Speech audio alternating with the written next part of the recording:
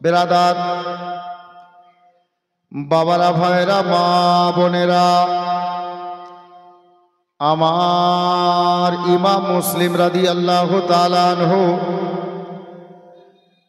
শহীদ হয়ে যাওয়ার পরে কুফা নগরীতে বাবা এলান হয়ে গেছে যে ইমাম মুসলিমের দুইটা ছেলেকে বাড়িতে যারা জায়গা দেবে তাদের রেহাই নেই, তাদের বাড়ি ঘর ভেঙে মাটিতে মিসমার করে দেওয়া হবে।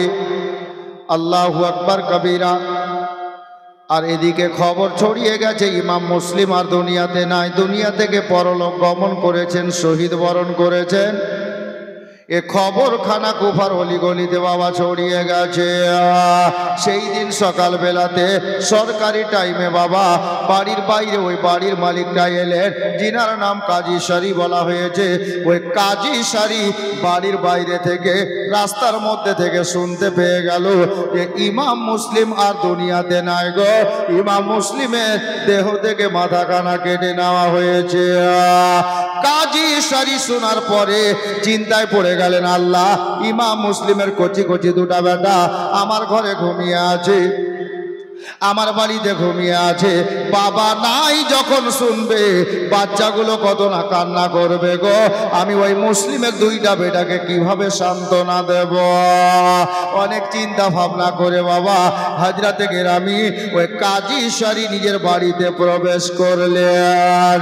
বাবারা, ভাইরা, মা বোনেরা গো, যেমনই বাড়ির মধ্যে ঢুকেছেন বাবা দরজাটাকে ভিতর থেকে বন্ধ করে দিয়ে ওই রুমের নিকটে গেলেন, যেই রুমের মধ্যে আমার ইমাম মুসলিমের দুইটা বেটা ঘুমিয়ে আছে।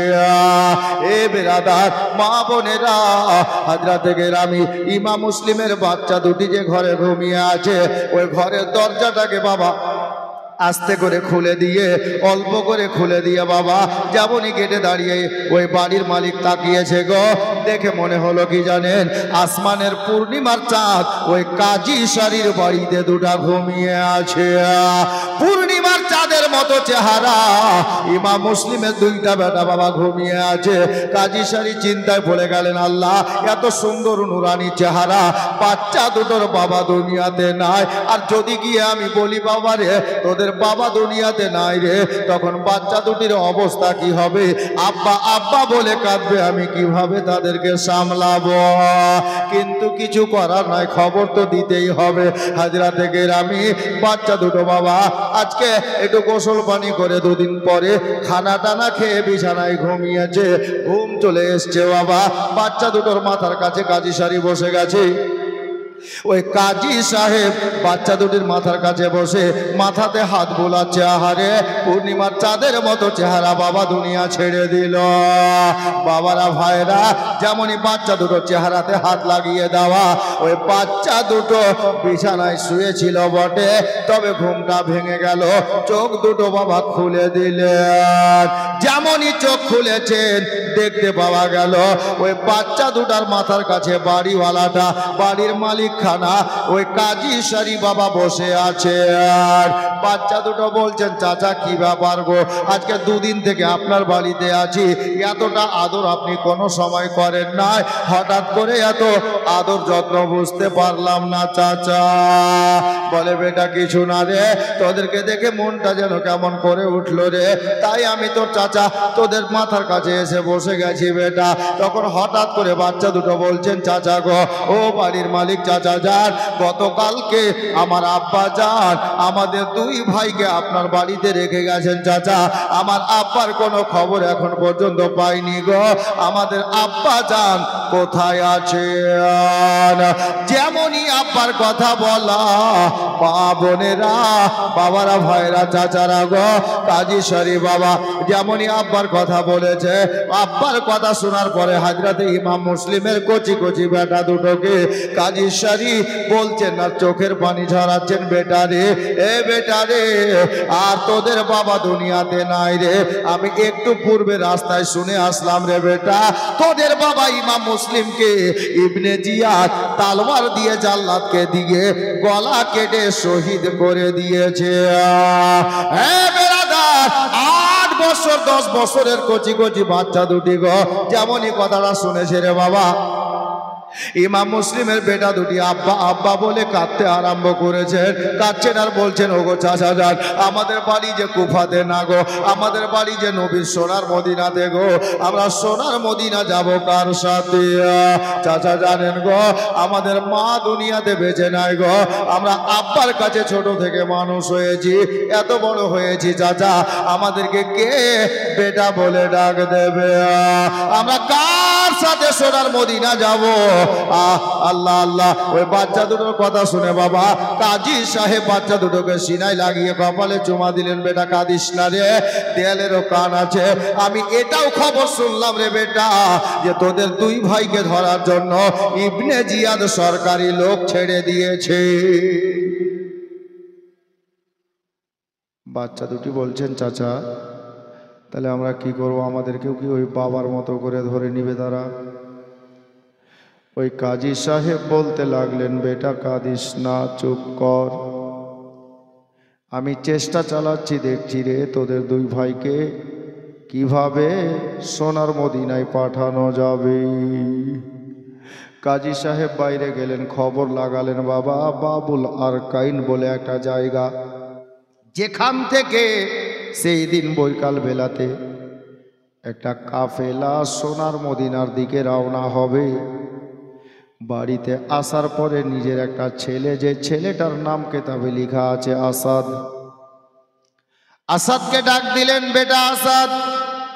আব্বা বলেন গো, বলে বেটা রে এক কাজ কর বেটা, এরা নবী বংশের ফুল রে, বাড়িতে যা খাবার ছিল দুমুঠ খাবার খাইয়ে দিলেন, আর আদর করে কপালে চুমা দিয়ে নিজের বেটা আসাদকে বললেন, বেটা রে যাও ওই জায়গায় চলে যাও রে বেটা, ওখান থেকে একটা কাফেলা যাবে সোনার মদিনাতে, আর এ বাচ্চা দুটোকে নিয়ে গিয়ে ওই কাফেলার মধ্যে যাকে পাবে দেখবে আলে নবীকে ভালোবাসনেওয়ালা আছে, ওই বাচ্চা দুটিকে তার সঙ্গী করে দিও রে, আর দেখবে বাচ্চা দুটো ওই কাফেলার সঙ্গে সোনার মদিনা চলে যাবে, ইবনে জিয়াদ আর ধরতে পারবে না।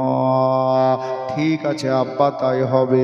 বৈকাল বেলাতে বাবা বাচ্চা দুটিকে সাথে করে ওই কাজী সারির বেটা আসাদ যেখান থেকে কাফেলা ছুটার কথা ওই জায়গায় বাবা যেমন পৌঁছেছে, দেখতে পাওয়া গেল কোনো কাফেলা ওখানে দাঁড়িয়ে নয়।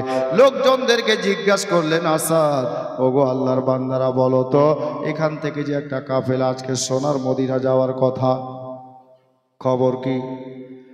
বলে আসাদ গো, ওই কাফেলাটাই একটু আগে এই রাস্তা দিয়ে সোনার মদিনার দিকে চলে গেছে।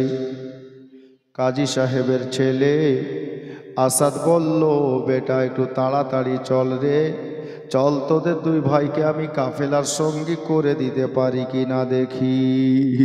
মা বোনেরা গো, এই করে বাচ্চা দুটোকে ওই কাজী সাহেবের ছেলে আসাদ নিয়ে চলতে লাগলেন, তাড়াতাড়ি হাঁটতে লাগলেন বাবা। বেশ কিছুটা রাস্তা চলে যাওয়ার পরেই ওই কাজী সাহেবের বেটা দেখতে পাচ্ছেন সামনে দিকে ধুলা উড়ছে, ধুলোবালি উড়ছে রে বাবা। ইমাম মুসলিমের দুইটা বেটাকে কাজী সাহেবের ছেলে বললেন, এই ইমাম মুসলিমের ছেলে শোনো বাবা, সামনে দেখো যে ধুলাবালি উড়তেছে, ওটাই হলো একটা কাফেলা, ধুলাবালি উড়ছে, ওই কাফেলাকে লক্ষ্য করে আমি আর কত দূর যাব রে, তোমরা দুই ভাই এখান থেকে দৌড় দিতে আরম্ভ করো। দৌড়তে দৌড়তে গিয়ে যখন ওই কাফেলাকে পেয়ে যাবে রে বাবা, ওই কাফেলার পিছন পিছন তোমরা সোনার মদিনা চলে যাবে। যাও দৌড়তে আরম্ভ করো। আল্লাহু আকবার কবীরা, খোদা হাফিজ ফি আমানিল্লাহ বলে দিয়ে বাচ্চা দুটোকে ছেড়ে দেওয়া হলো। সন্ধ্যাবেলার টাইম গো বাবারা, ভাইরা, মা বোনেরা, বাচ্চা দুটো দৌড়তে দৌড়তে অনেক দূর চলে গেল বাবা। কাফেলার দেখা পাওয়া গেল না, চোখের কাছ থেকে ধুলোবালিও চলে গেল, আর ওই কাফেলাও গায়েব হয়ে গেল। মা বোনেরা, বাচ্চা দুটোর কেউ দুনিয়াতে আর নাই গো। এনারা এতিম ছেলে ওই কুফা শহরে রাতের বেলাতে সোনার মদিনা যাব বলে দৌড়তে থাকলে, এ বেরাদার, সারা রাত গত হওয়ার পরে যখন ফজরের আজান আরম্ভ হলো, বাচ্চা দুটো সারা রাত দৌড়িয়েছে গো। ফজরের আজান যেমন হয়েছে, বড় ভাই মোহাম্মদ বলছে, ভাই ইব্রাহিম দাঁড়া রে, একটু আজানটা কান করে শুনতো রে। বলে দাদা কেন গো? বলে আজানটা পরিচিত মনে হচ্ছে, এটা আজান কার আজান আছে জানিস রে? আমার মন বলছে কুফা শহরের জামে মসজিদের মুয়াজ্জিনের আজান আছে।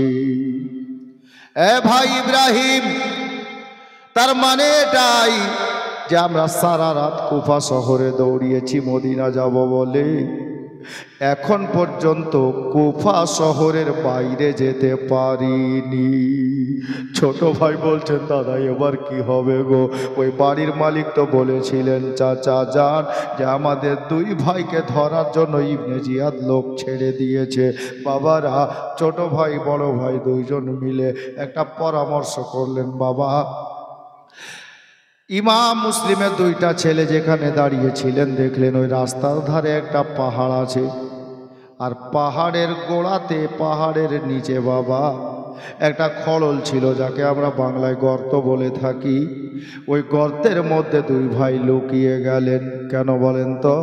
বলে এই জন্যই লুকিয়ে যাও যে আমরা সারা দিন গর্তের মধ্যে লুকিয়ে বসে থাকবো, যখন সূর্য ডুবে যাবে, সূর্য অস্ত চলে যাবে, লোকজন চলাচল বন্ধ হয়ে যাবে, তখন আমরা আমার দুই ভাই গর্ত থেকে বেরিয়ে যাব আর সোনার মদিনার রাস্তা ধরে চলবো, দৌড়বো। মা বোনেরা, বাবারা, ভাইরা গো, ইমাম মুসলিমের দুইটা বেটা গর্তের মধ্যে ঢুকে গেলেন। দানা নাই, পানি নাই, কচি কচি বাচ্চা গর্তের মধ্যে সারা দিন বসে থাকলেন বাবা। বৈকাল বেলাতেই ছোট ভাই বলেন বড় ভাইকে, ভাইয়া আর থাকতে পারছি না, একটু বাইরে দেখেন না দাদা, যদি লোকজন চলাফেরা না করে একটু বাইরে যাব গো। বড় গলা শুকিয়ে গেছে, কোনো তালাবে যদি পানি পাই একটু পানি পান করব। মা বোনেরা গো, ইমাম মুসলিমের বড় বেটা বলছেন, বেটা ভাই একটু দাঁড়া রে, আল্লাহু আকবার কাবীরা। ছোট ভাই বললেন, দাদা আপনি ভয় করছেন, তাহলে আমি বাইরে দেখছি। ছোট ভাইটা যেমনই বাবা গর্তের মুখ থেকে মাথাটা বের করতে যাবেন গো, খোদা কপালে লিখেছেন রে বাবা, একটা এজিদি সৈন্য ওই গর্তের মুখের কাছে দাঁড়িয়ে আমার ইমাম মুসলিমের বেটাদেরকে খোঁজ করতেছিল। আল্লাহু আকবার কাবীরা। যেমনই বাচ্চা ছেলেটা মাথা বের করতে যাবে, ওই মতো খপ করে বাবা মাথার চুল ওই সৈন্যখানা ধরে নিল। বাবারা, এদিকে চুল ধরে বাচ্চাটাকে টানছে রে বাবা, আর আমার ইমাম মুসলিমের ছোট ছেলে বলছে, ভাইয়া আমার মাথার চুল কেউ ধরে ফেলেছে গো, আমার মাথায় বড় ব্যথা করছে দাদা, আমি আর সইতে পারছি না গো। নিচে থেকে বড় ভাই ভাইয়ের পা ধরেছে আর বলছে, ভাই আমি তোমাকে একা যেতে দেব না। বাবারা, এই করে বাবা কোনো মতে যখন মাথার চুল ওই লম্পট ছাড়লো না গো, ইমাম মুসলিমের বড় বেটা নিজের মনে বেরিয়ে গেল, কপালে যা আছে ঘটবে, চলো দুনো ভাই বাইরে যাব।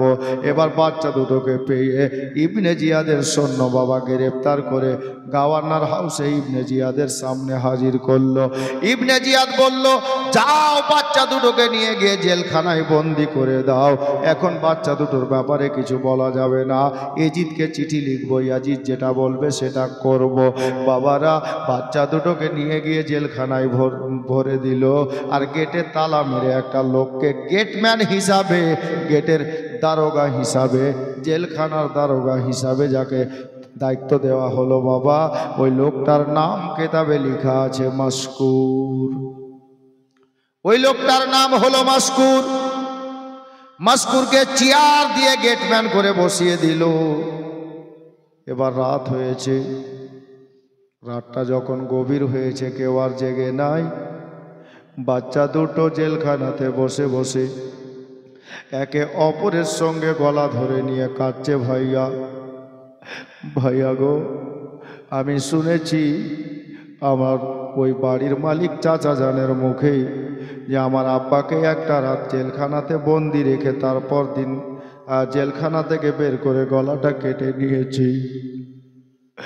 ওগো দাদা যান, আমার মনে হচ্ছে আমার আব্বাকে ওই জেলখানাতে বন্দি রেখেছিল, আমরাও জেলখানায় বন্দি হয়ে গেছি দাদা। তাহলে কি আমাদের এটাই হচ্ছে জীবনের শেষ রাত গো? আগামী কালকে আমাদেরকে হয়তো আব্বার মতো করে গলাখানা কেটে নেবে। আব্বা আব্বা বলে, আম্মা আম্মা বলে বাচ্চা দুটো কাঁদে, আবার একটু পর থেমে যায়, আবার কাঁদে। যে চেয়ার নিয়ে গেটম্যান দারোগা বসেছিল, ওই দারোগা হঠাৎ করে বাচ্চাদের কান্না শুনে বাবা দয়া হয়ে গেল। চিন্তা ভাবনা করলো, আল্লাহ মদিনার সরজমিনে আমার নবীর দিওয়ানারা নবীর মোহাব্বতে নিজের গলা কাটিয়ে দিয়েছে, নিজের মাথা কাটিয়ে দিয়েছে, নিজের বেটা কুরবানি করেছে। আর এটা তো আলে নবী আছে, আমি আলে নবীর মোহাব্বতে একটা সামান্য চাকরি কেন ছাড়তে পারবো না? কপালে যা আছে হবে। ইমাম মুসলিমের বেটা দুটোকে জেলখানা থেকে বাবা বের করলো।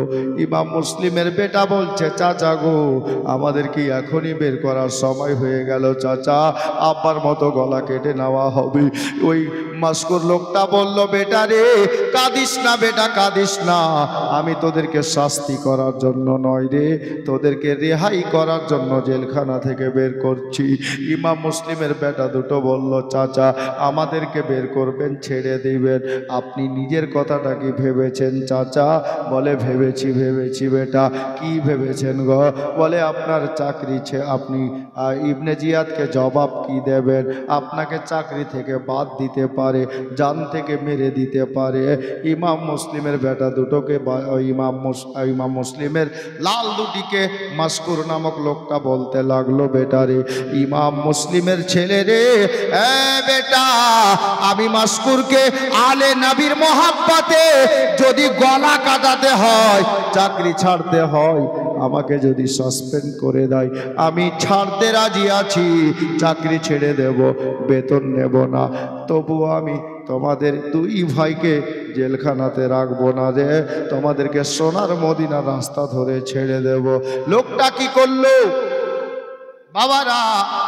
ইমাম মুসলিমের বেটা দুটিকে বাড়িতে নিয়ে গিয়ে দুমুঠ খাবার খাওয়ালো রাতের অন্ধকারে। আর খানা খাইয়ে দিয়ে বাড়ির বাইরে রাস্তায় নিয়ে গেলেন।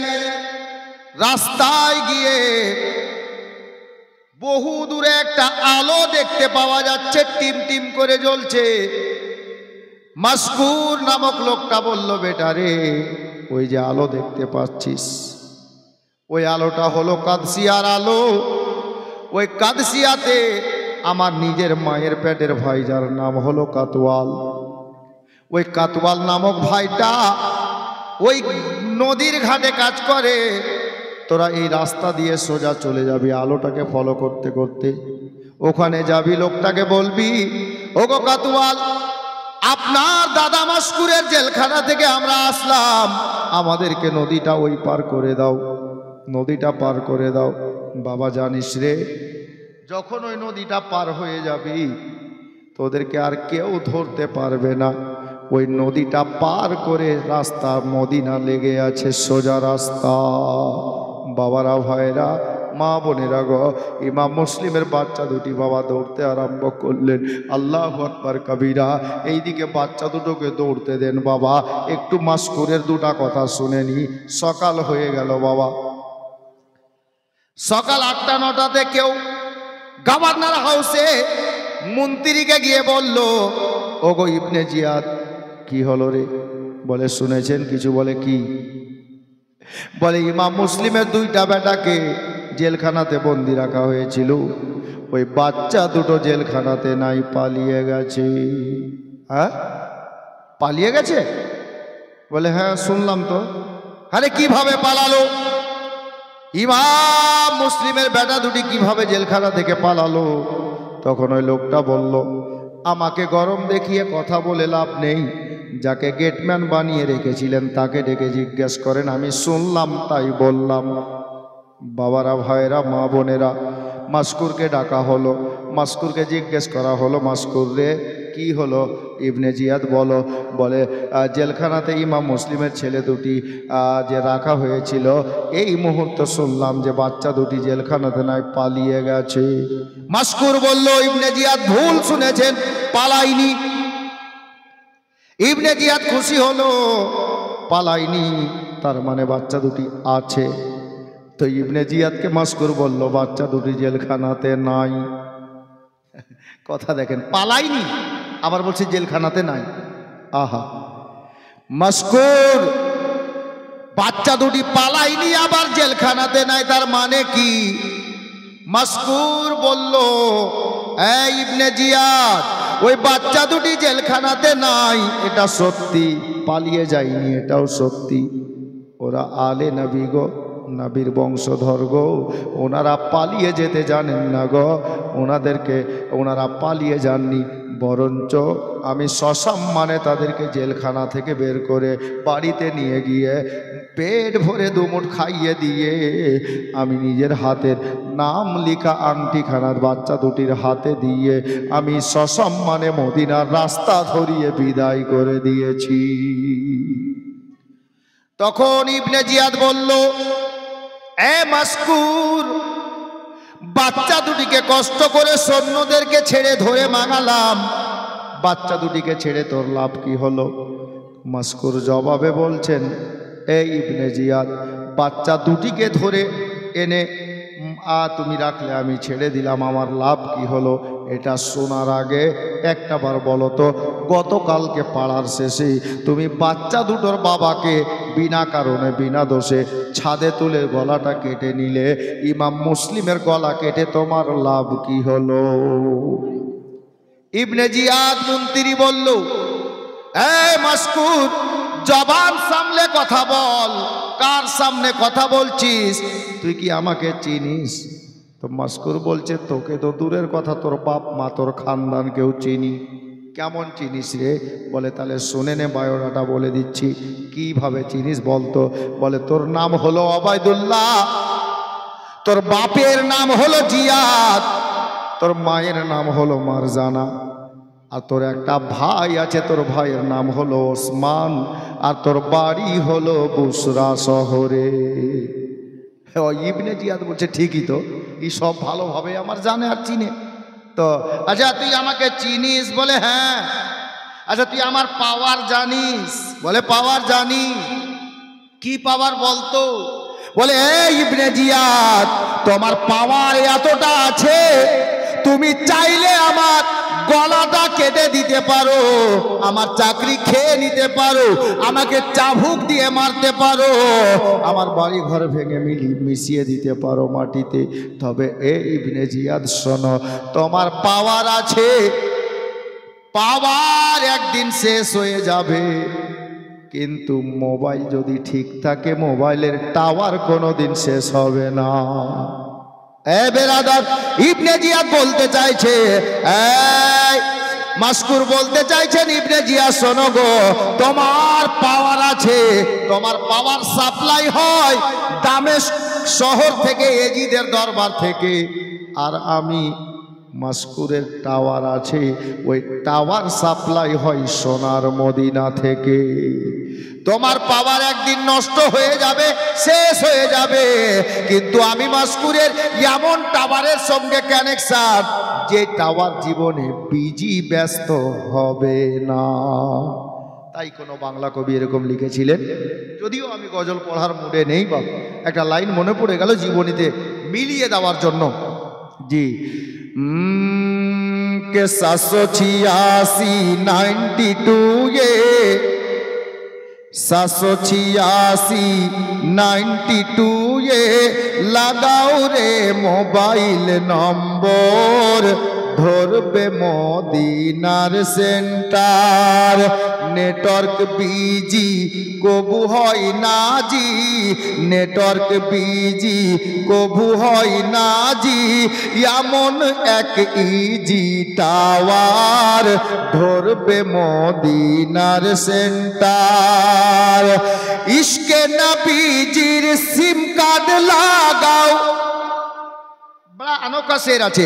इसके नबीजिर सिम कार्ड लागाओ, আপন আপন হ্যান্ডসেটে ব্যালেন্স কবু শেষ হবে না, আরে থাকবে আনলিমিটেড, থাকবে আনলিমিটেড।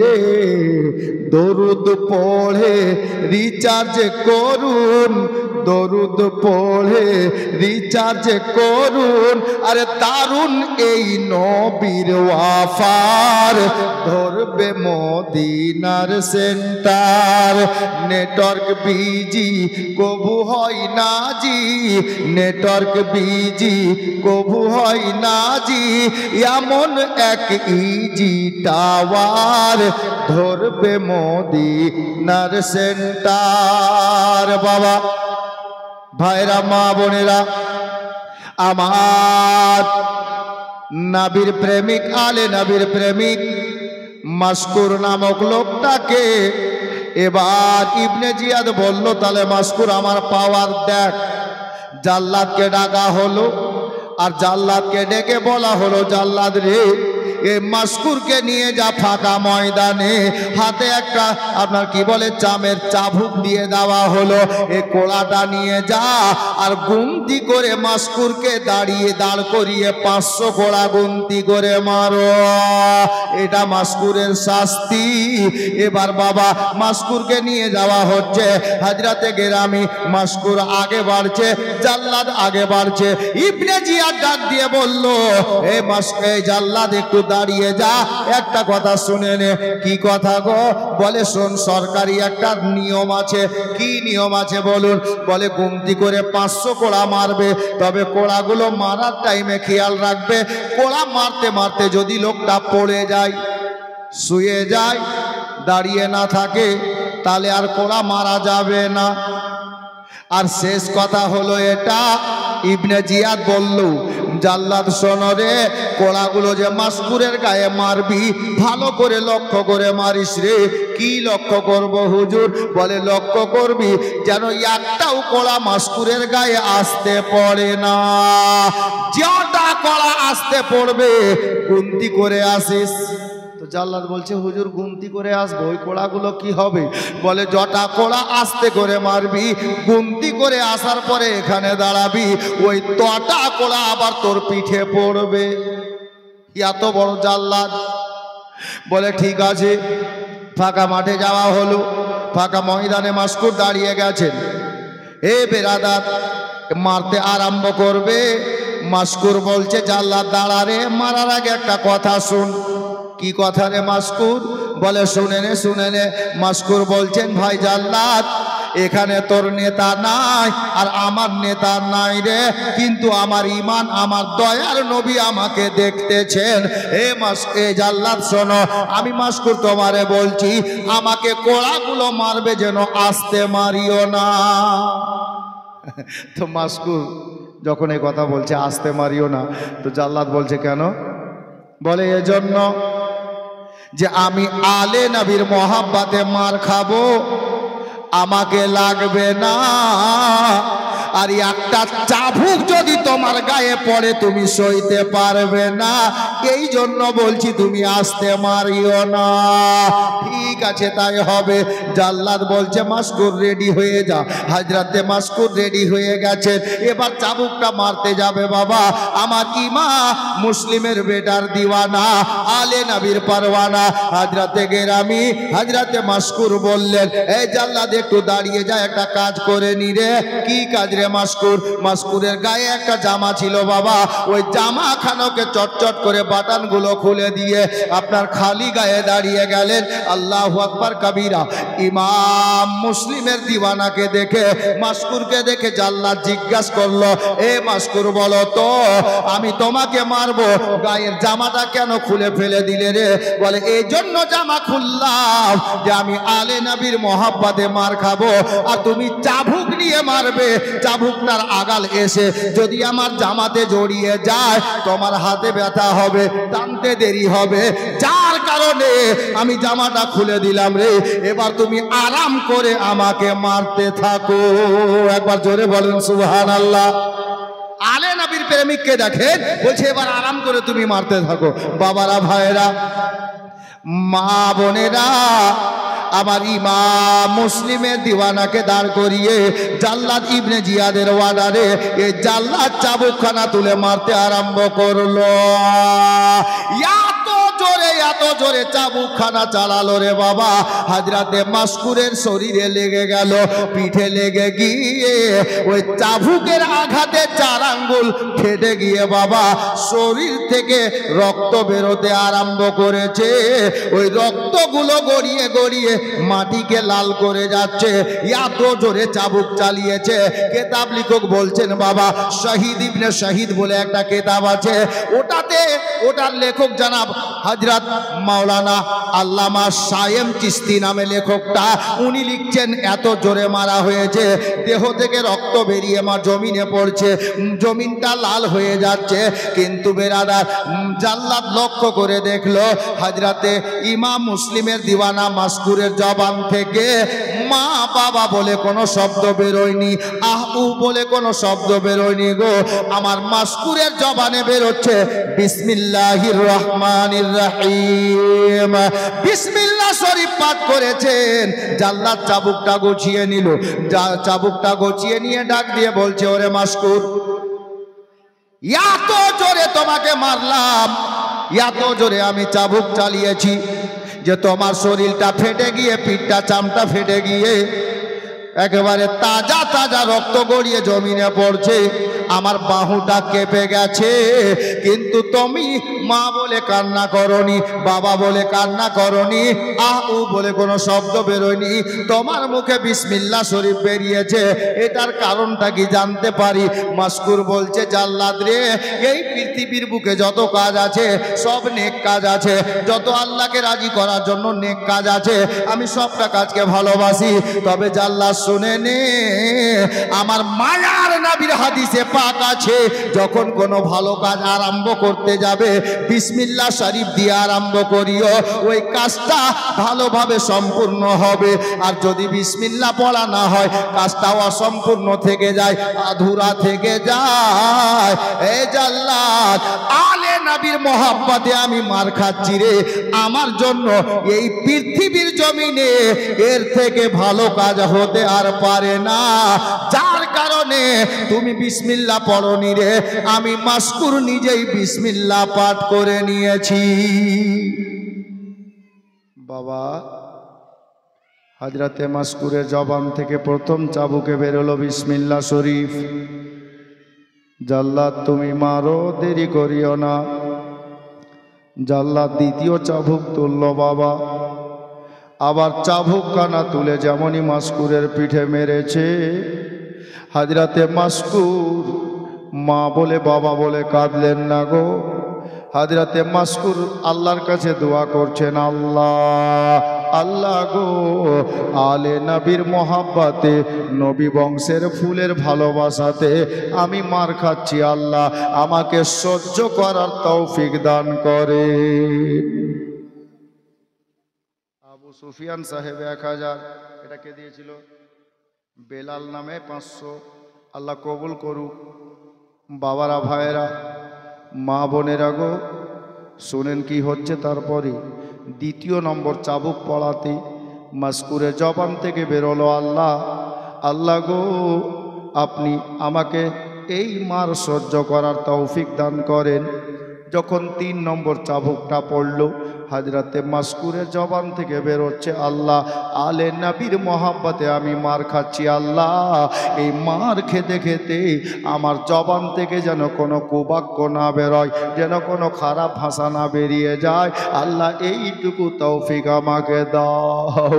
এ বাবারা, কেতাব লেখক বলছেন হযরতে আল্লামা সায়েম চিশতি, উনি লিখছেন আল্লাহ আল্লাহ হযরতে মাসকুরের পিঠে বাবা একটা দুটা করে গুনতি করে 5খানা চাবুক যখন পড়ল গো মা বোনেরা গো, হযরতে মাসকুর আর দাঁড়িয়ে থাকতে পারলেন না, জমিনে চলে আসলেন, জমিনে পড়ে গেলেন। যেমনই জমিনে পড়েছে মাসকুরের দেহটা জমিনে পড়ে গেল। এবার ওই জাল্লাদ চাবুকটা গুছিয়ে হাতে ধরে নিল। সরকারি আইনের খেলাফ যাওয়া যাবে না, আর মারা যাবে না। হযরতে মাসকুরের জবান থেকে কিছু বেরোচ্ছে, কি বেরোচ্ছে সেটা বুঝতে পারা যাচ্ছে না। জাল্লাদ নবীর কালমা পড়নেওয়ালাই ছিল। এই নালাই কি করলো জানেন? চাবুকখানা গছিয়ে নিয়ে নিজের কানটা নিয়ে গেল মাসকুরের মুখের নিকটে। দেখি মাসকুর কি বলছে। মাকে দেখতে চাইছে না, বাবাকে দেখতে চাইছে, পানি খেতে চাইছে না, অন্য কিছু চাইছে। যেমনই জাল্লাদ নিজের কানখানাকে ওই মাসকুরের মুখের কাছে নিয়ে গেছে, শুনতে পাওয়া যাচ্ছে আমার মাসকুরের ঠোঁট দুটো নড়ছে। আর মাসকুর কি পড়ছে জানেন গো?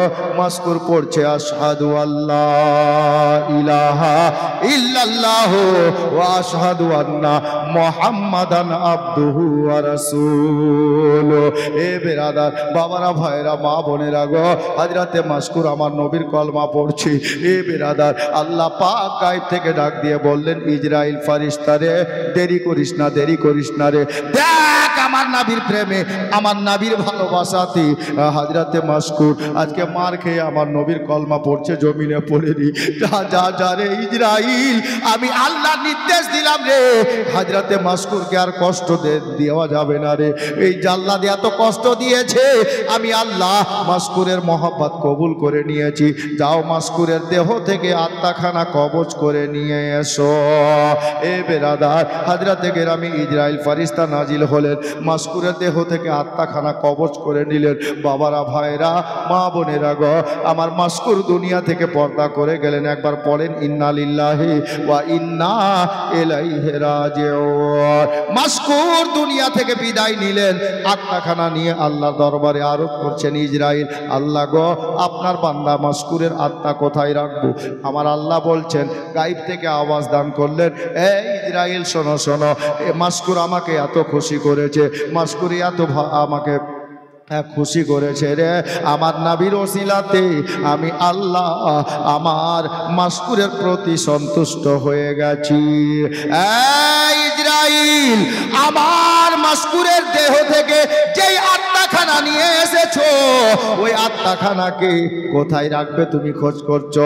যাও যাও যাও যাও রে ইজরাইল, আমি আল্লাহ তোমাকে নির্দেশ দিলাম রে, আমার জান্নাতের 8খানা দরজা আছে, মাসকুরের আত্মাখানাকে জান্নাতের একটা সবুজ পাখি বানিয়ে দাও, জান্নাতের মধ্যে ছেড়ে দাও। আমি আল্লাহ নির্দেশ দিলাম, আমার মাসকুরের আত্মা জান্নাতি পাখি হয়ে জান্নাতের 8খানা দরজা দিয়ে যখন যেদিকে মন করবে যাবে আসবে, তাকে কেউ বাধা দেবে না। এ বাবারা, ভাইরা, মা বোনেরা গো, এবার আসুন না বাবা, হযরতে মাসকুরের পিঠে কটা চাবুক পড়েছে বলেন তো? কটা চাবুক পড়লো গো? 5টা না? আহা হা। এ বেরাদার, আমার বাবারা, ভাইরা, ইমাম মুসলিমের 2টা বেটার মহব্বতে মাসকুর জেলখানা থেকে বের করে ছেড়ে ইবনে জিয়াদের নেতৃত্বে, ইবনে জিয়াদের অর্ডারে মাসকুরের দেহতে 5টা চাবুক পড়েছে। আর ওই 5টা চাবুকে মাসকুর দুনিয়া থেকে বিদায় নিয়ে নিলেন। বাবা, আমি একটা লোককে বলবো আল্লাহর পবিত্র ঘরের জন্য, দেখুন বাবা, এখানে 2টা সাবজেক্ট চলে আসবে, যদি চাই 3টা লাইন বের করতে পারবো, কিন্তু শেষ রাত আমি অনেক দূর নিয়ে যাব, যদি আপনারা সাথ দেন। এখানে বলবো রে বাবা, মাত্র একটা লোককে মাসকুরের পিঠে পড়েছে 5টা চাবুক, আর মার খেলেন কাদের মহব্বতে? নবী বংশের ফুলের মহব্বতে। আর আমার নবিয়ে পাক পাঞ্জাতান বলে ঘোষণা দিয়েছেন পাঞ্জাতানি ঘরানার ফুল আছে। তাহলে পাঞ্জাতান কাকে বলে জানেন? আমার দয়ার নবী মাওলা আলী, মা ফাতেমা, ইমাম হাসান, ইমাম হুসাইন, ইনাদেরকে পাক পাঞ্জাতান বলা হয়। আর তাহলে মাস্কুরের পিঠে পড়লো 5টা চাবুক, পাঞ্জাতানের ভালোবাসায় মার খেলো। আর মাস্কুরের নাম যদি উর্দু ভাষায় লিখতে যাও তাহলে মাস্কুর লিখতে গিয়ে 5টা অক্ষর লাগবে। জিজ্ঞেস করেন ইমাম সাহেবকে, মাস্কুর যদি লিখেন তাহলে 5টা অক্ষর লাগবে। তাহলে নামের 5টা অক্ষর, পাঞ্জাতানের মহাব্বাতে 5 জনের ভালোবাসাতে, তাহলে 5 আর 5 10, আর পিঠে চাবুক পড়লো 5, 3 5কে এক জায়গায় করলে 15 হয়। এ বাবারা ভাইরা, আমি জোড়া চাইবো না, একটা লোককে আজকে শেষের রাতে বলবো, আল্লাহর বান্দা গো, আলে নবীর মহাব্বাতে চাবুকের আঘাতে দুনিয়া থেকে শহীদ হয়ে গেলেন, আলে নবীর ভালোবাসাতে গো।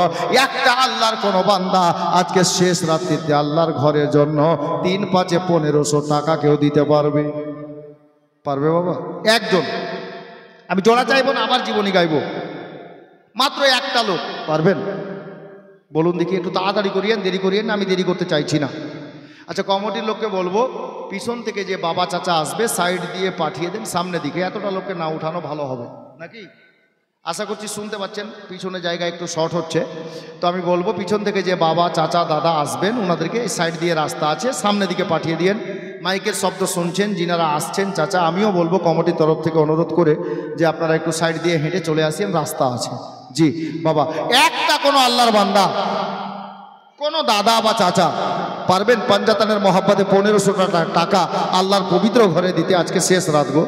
হ্যাঁ, আমি জীবনই গাইবো আজকে। কথা বলিস না বাপ, কথা বলিস না।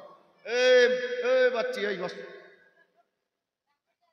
কোনো গল্প না, আজকে শেষ রাত। তোমরা গল্প করলে আমিও গল্প করবো। কত কে দিল? বিনা নামে 500 আছে, তুমি 400 কেন বলছো? দেখো তো 5টা আছে জি। সুবহানাল্লাহ। আবুল কালাম সাহেব, এতটা লাইট জ্বলছে তবু কম দেখছো নাকি? সুবহানাল্লাহ।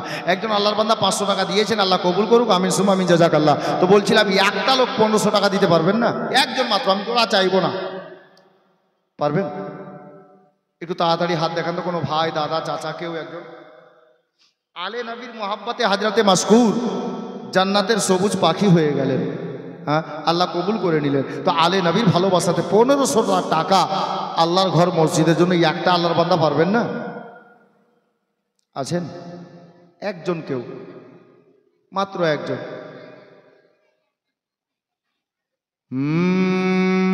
যে আমার নবীজি কে ভালোবাসিবে, যে আমার নবীজি কে ভালোবাসিবে, যে আমার নবীজি কে ভালোবাসিবে, সে জান্নাতে যাওয়ার অধিকার পাবে, সে জান্নাতে যাওয়ার অধিকার পাবে, যে আমার নবীজি। 1500 কি নাম ভাই? এই দেখেন জনাব আমিরুল ইসলাম সাহেব আলে নবীর মোহাব্বতে 1500 টাকা। নারে তাকবীর, নারায়ে রিসালাত, ইসলাম বলেন জিন্দাবাদ। মাশাআল্লাহ, আলহামদুলিল্লাহ। উনি মোবাইলের মাধ্যমে, অনলাইনের মাধ্যমে পয়সাটা দিচ্ছেন, আলহামদুলিল্লাহ। বেরাদার, আমি ওয়াদা করেছি জোড়া চাইবো না, তো চাইবো না, যদি নিজের মনে কেউ দেন তো আলহামদুলিল্লাহ। কোথায় বলছিলাম? আমার মাসকুর দুনিয়া থেকে পর্দা করে জান্নাতে চলে গেলেন, এইটুকুই বলতে বলতে থেমেছিলাম। একটা ছন্দ আর শুনেলেন, গজলটা যেটা বলতে লেগে গেছিলাম। যে আমার নবীজি কে ভালোবাসিবে, সে জান্নাতে যাওয়ার অধিকার পাবে, যে আমার নবীজি। নবীর দিওয়ানা, ইন্তেকালের পরে মৃত্যু ব্যক্তি নবীর দিওয়ানা বলে কি জানেন? যেটা শুনতে পাই না আমরা, কিন্তু নবীর খাস দিওয়ানার ইন্তেকাল হলে ও ইন্তেকালের পরে আত্মীয় স্বজনকে এটাই বলে কি জানেন?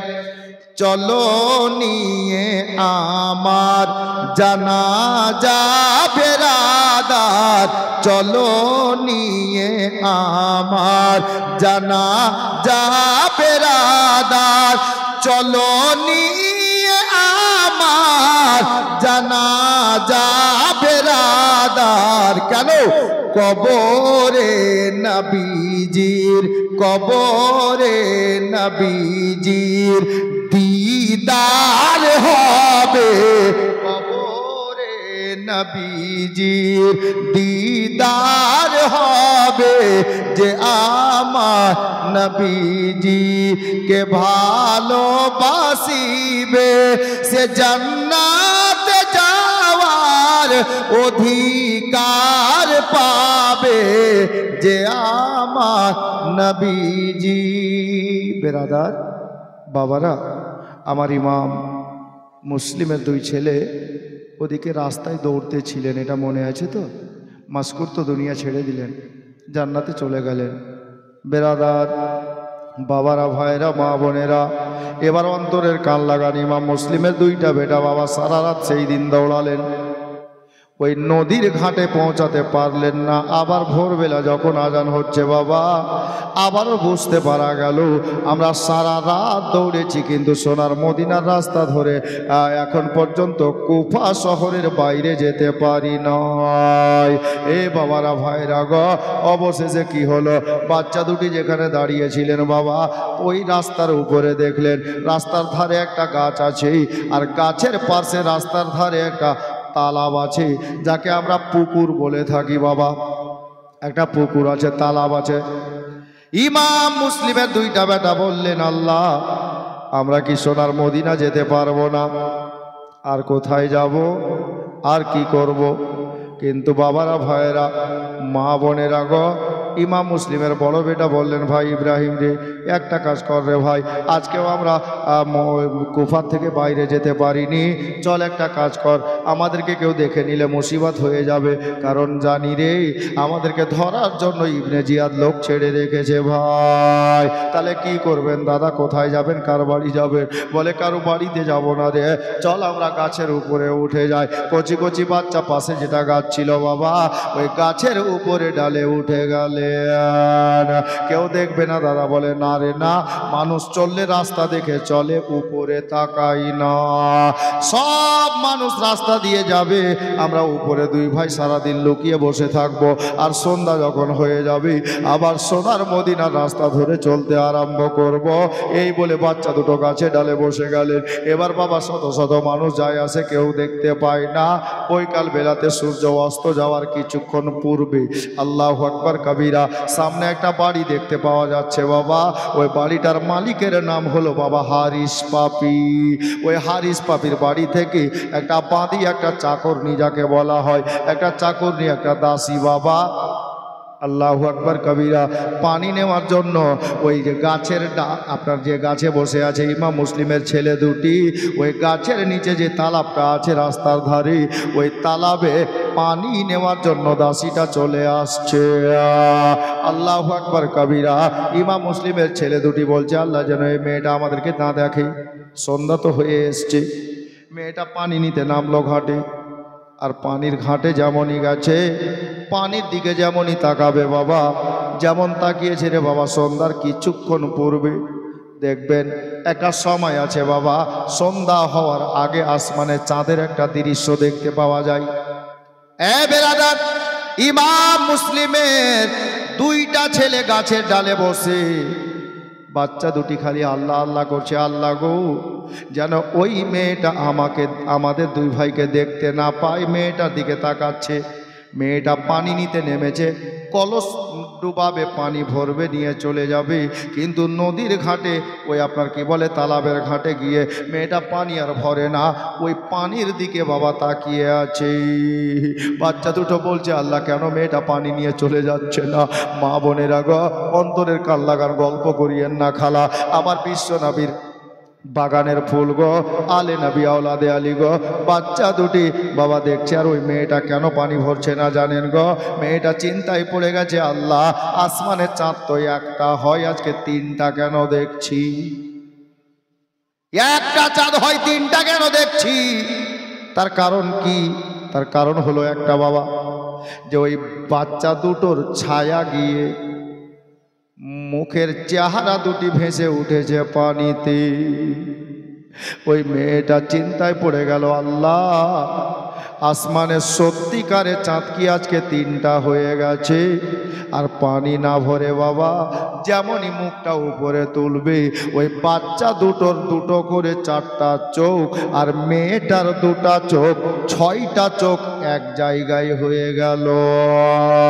এ বাবারা, ভাইরা, মা বোনেরা গো, মেয়েটা পানি আর ভরলো না। কলসটা রেখে দিয়ে, বালতিটা রেখে দিয়ে বাবা ঘুরে গাছের গোড়ায় গিয়ে দাঁড়িয়ে গেল। হ্যাঁ রে, তোরা কার ব্যাটারি? এ বাবা, তোরা কার ছেলে রে? তোদের বাড়ি কোথায় রে? নিচে নেমে আয়, পড়ে গেলে নোসকান হয়ে যাবে, হাত পা ভেঙে যাবে রে বেটা। নিচে আয়, নিচে আয়, পড়ে যাবি রে। বাচ্চা দুটো বলছে, চাচি গো, আমাদেরকে থাকতে দেন, আপনি কিছু বলিয়েন না চাচি, যান আপনি বাড়ি চলে যান। বলে, বেটা তোরা কার ছেলে রে? বলে, চাচি শুনিয়েন না গো, আমাদের মা জগতে বেঁচে নাই, আমাদের বাবা জগতে বেঁচে নাই, আমরা এতিম ছেলে আছি। এ মা বোনেরা, যেমনই এতিম কথা বলা, মা বাবা বেঁচে নাই, ওই মেয়েটার চোখে পানি চলে আসলো। বলে, বেটা রে, তোদের মা বাবা বেঁচে নাই, আমারও মা বাবা বেঁচে নাই রে। আমি জানি মা বাবা হারানোর কি দুঃখ, কি ব্যথা। এ বেটা, তোরা কার ছেলে একবার বলতো রে? বলে, চাচি গো, আমাদের জন্য কুফার সমস্ত বাড়ির দরজা বন্ধ হয়ে গেছে চাচি, আমাদের বাড়ি হলো সোনার মদিনায়, আমরা সেই ইমাম মুসলিমের দুইটা এতিম ছেলে গো, আমাদের এই কুফা শহরে কেউ নাই গো চাচি, আপনি পানি নেন, বাড়ি ফিরে যান। বাচ্চা দুটোকে ফুসলে নামালেন বাবা। বলেন, বেটা তোদের কোনো ভয় নাই রে, ওই দেখ যেই বাড়িটা দেখতে পাওয়া যাচ্ছে রে বেটা, ওই বাড়ির মালেকা, ওই বাড়ির যে মেয়েটা গো, ওই মেয়েটা হারিস পাপির বিবি, হারিসের বিবি। যদিও স্বামীটা ভালো মানুষ না, স্ত্রীটা বড় ভালো মানুষ গো। ফাতেমাকে জীবনে দেখেনি রে বাবা, কিন্তু আমার মা ফাতেমার উঠতে বসতে কথা বলে, ফাতেমাকে খুব ভালোবাসি। আমার মন বলছে তোদের দুই ছেলেকে ওই বাড়িতে নিয়ে গেলে মায়ের মতো আদর পাওয়া যাবে। যেমনই মায়ের মতো আদর বলা গো, বাচ্চা দুটোর মন গলে গেল। মা দুনিয়াতে নাই গো, মায়ের মতো আদর পাওয়া যাবে। বাচ্চা দুটি সোমনি গাছ থেকে নেমে আসলেন বাবা। ইমাম মুসলিমের দুইটা বেটাকে নিয়ে গেল হারিস পাপির বাড়িতে। গলিতে দাঁড়িয়ে ডাক দিচ্ছে, ও গো আমার বাড়ির মালেকা, দেখেন না কাকে নিয়ে এসছি, দেখবেন তো তাড়াতাড়ি আসেন গো। যেমনই মেয়েটা বেরিয়ে এসেছে, নিজের দাসীকে চাকরনিকে বলল, হ্যাঁ গো, তোমাকে পানি আনতে পাঠালাম, তুমি কার বাচ্চা নিয়ে চলে এসছো? ওই বেরাদার, ওই মেয়েটা বলল নিজের মালেকা হারিসের স্ত্রীকে, এ আমার মালেকা, এখন নাম বলিনি, বাচ্চাটার পরিচয় দিনি, নইলে তুমি নিজের সিনাতে লাগিয়ে নেবে। আরে কে আছে বাচ্চা দুটো রে? অমনি বাবা চাকরনিটা বলল, ওগো আমার মালেকা, এ বাচ্চা দুটো হলো মা ফাতেমার বাগানের ফুল গো, আলে নবী আছেন গো, নবী বংশের ফুল আছেন গো, এ বাচ্চা দুটো হলো ইমাম মুসলিমের বাচ্চা। যেমনই বলা, মেয়েটা চট করে দৌড়ে গিয়ে বাচ্চা দুটোকে কোলে সামনে ধরেছে, সিনায় জড়িয়ে ধরেছে, কপালে চুমা দিয়েছে। আল্লাহ গো, আমি ফাতেমাকে দেখিনি, তবে ফাতেমার বংশের বাচ্চাকে পেয়েছি। এ বাচ্চা দুটোকে যদি ভালোবাসি, তাহলে আমার মা ফাতেমা খুশি হবে। মেয়েটার ইমান দেখেন, আকিদা দেখেন। মা খালা কান লাগান, বাচ্চা দুটোকে ভালোবাসলে ফাতেমা খুশি হবে। হাজরাতে গ্রামী বাচ্চা দুটোকে মেয়েটা নিয়ে বাড়ির মধ্যে গেল। চাকরনিটাকে বললো, তুই তাড়াতাড়ি পানি এনে দে। ধোলা পড়েছিল, এলোমেলো হয়েছিল, চুলগুলো এলোমেলো, জামা কাপড় চিরাফাটা। বাচ্চা দুটোকে গোসল করালো। বাড়িতে যা খাবার ছিল মা দুমুঠ খাবার খাওয়ালেন। আহারে, খাবার খাইয়ে দিয়ে একটা সব বিছিয়ে দিয়ে বারান্দায় বাচ্চা দুটোকে নিয়ে বসলো। নুরানি চেহারা, আল্লাহ আল্লাহ। খালা শুনেন, এখানে গল্প করিয়েন না বোন আমার, মা আমার, আজকে রাত সময়, কালকে চাইলে এই রাতটা পাবেন না, একটু শুনেন। হাজরাতে ইমাম মুসলিমের বাচ্চা দুটোকে নিয়ে বসলো। কে? ইমাম মুসলিমের দিওয়ানা, ইমাম মুসলিমের বাচ্চা দুটোকে নিয়ে বসলো হারিস পাপির স্ত্রী মা ফাতেমার দিওয়ানি। সব বিছিয়ে দিয়ে নিয়ে বসে গেলেন। আল্লাহ আল্লাহ। বেরাদার, কেন নিয়ে বসলো জানেন? মাথায় একটু চিরুনি করে দেব, আর সুন্দর সুন্দর চোখ দুটিতে একটু সুরমা লাগিয়ে দেব। বাবারা, ভাইরা, মা বোনেরা গো, বাচ্চা দুটোকে নিয়ে বসে গিয়ে আগে বাবা সবচাইতে ছোট ছেলে যেটা, ওই ছোট বেটাকে ওই হারিসের বিবি নিজের কোলে বসিয়েছে, আর আদর করে সুন্দর করে বাবা সুরমা লাগিয়ে দিচ্ছে। এ বেরাদার, যেমনই বাবা ছোট ভাইয়ের চোখে সুরমা লাগানো, বড় ভাইটা পাশে বসে দেখতেছিল বাবা, চাতক পাখির মতো ফ্যাল ফ্যাল করে তাকিয়ে দেখতেছিলেন। আল্লাহু আকবার কবিরা।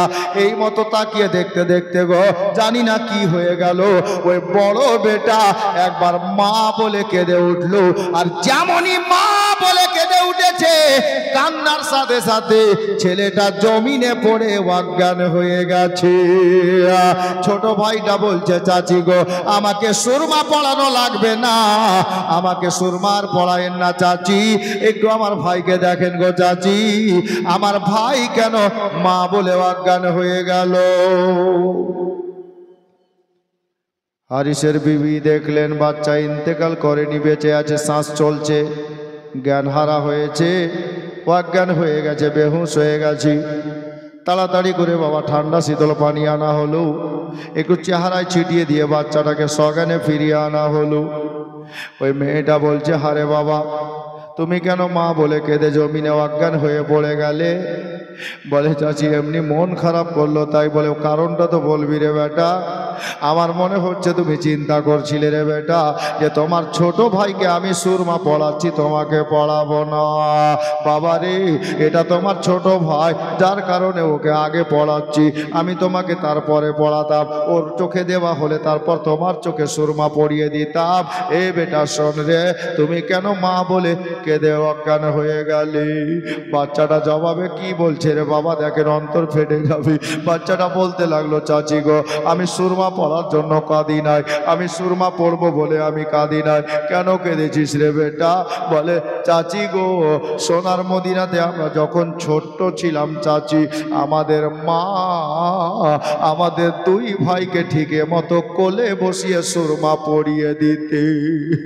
চাচি গো, ছোট্টবেলায় মা আমাদেরকে রেখে আমাদের মা কবরে চলে গেছেন, আমরা ছোট্ট ছিলাম, তখন থেকে মায়ের আদর পাইনি গো।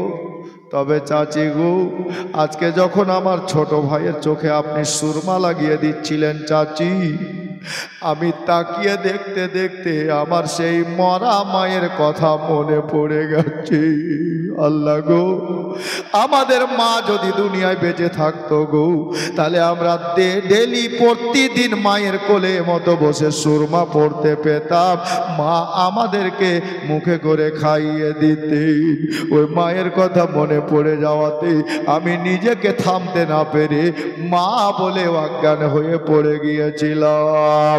বাবারা, ভাইরা, মা বোনেরা গো, বাচ্চা দুটোকে বাবা এই মতো করে সান্ত্বনা দিয়ে খাবার খাইয়ে দিয়ে বাবা পার্সোনাল রুমের মধ্যে বাচ্চা দুটোকে ঘুম পাড়িয়ে দিলেন। সন্ধ্যা হয়ে গেল, বাচ্চা দুটো ক্লান্ত হয়ে আছে, সারা রাত দৌড়েছেন।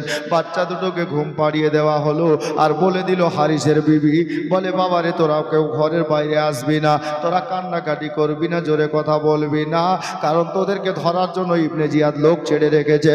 আমি মাঝে মধ্যে তোদের আর ঘরে আসবো, কিছু দরকার পড়লে আমাকে বলিস, আমি এনে দেব। এই বলে বাচ্চা দুটোকে বাবা ঘরের মধ্যে রেখে দেওয়া হলো। কিন্তু মা বোনরা শোনেন গো, মেয়েদের অনেক বুদ্ধি আছে, কিন্তু এরা কাজে লাগায় না। মা বোনেরা দেখেন, হারিস পাপির বিবি নিজের বুদ্ধিকে কেমন কাজে লাগাচ্ছে, দিমাগ কাজ করবে না মা। খালারা গো, ইমাম মুসলিমের দুইটা ছেলেকে ঘরে শুয়ে রেখেছে, ইমাম মুসলিমের বাচ্চা দুটি ঘুম চলে গেছে। সন্ধ্যা হয়ে গেল, হারিস পাপি বাড়িতে ছিল না, বাড়ি এলো, দরজায় আওয়াজ দিল, বিবি খুল দরজা। যেমনই দরজা খুলেছে, হারিস পাপি ঘরের দরজায় দাঁড়িয়ে ঝুলছে আর হাঁটছে, ন্যাংড়াচ্ছে, অবস্থা ভালো নেই। হারিসের বিবি বলল, হুজুর ব্যাপার কি? আপনার কি বলে, খারাপ হলেও তো মেয়েটার স্বামী। ওই মেয়েটা বলল, হুজুর ব্যাপার কি? বলে, কেন রে, কোথায় ছিলেন? সকাল থেকে গিয়েছেন, এখন বাড়ি আসলেন, ব্যাপার কি, কোথায় গিয়েছিলেন? তো বলছে আর বলিস না, ইবনে জিয়াদ এলান করেছে ইমাম মুসলিমের দুইটা ছেলে জেলখানা থেকে পালিয়ে গেছে, ওই ইমাম মুসলিমের দুইটা ছেলেকে যে ধরে এনে দেবে তাকে এত পুরস্কারে পুরস্কৃত করা হবে, এত ইনাম পাওয়া যাবে, জীবনে কোনো দিন কাজকর্ম করতে হবে না, বসে বসে খেয়ে জীবন কেটে যাবে। এ বিবি জানিস রে, এ কুফা শহরের অনেকে ইমাম মুসলিমের ছেলে দুটোকে ধরার জন্য বেরিয়েছে রে, তাই ভোরের বেলায় আমিও বেরিয়েছিলাম। স্ত্রীটা বলছেন না লাইক। আপ শুনে যান, এখানে খুব পয়েন্টের কথা আছে মা, শুনেন। স্ত্রীটা মনে মনে বলছে একেবারে কামবাখাত তুষ্ট লোক। স্ত্রীটা ফিরিয়ে বলছে, আচ্ছা হুজুর, আপনি যে বাড়ি থেকে গিয়েছিলেন একটা ঘোড়া নিয়ে গিয়েছিলেন, তো ঘোড়া কই?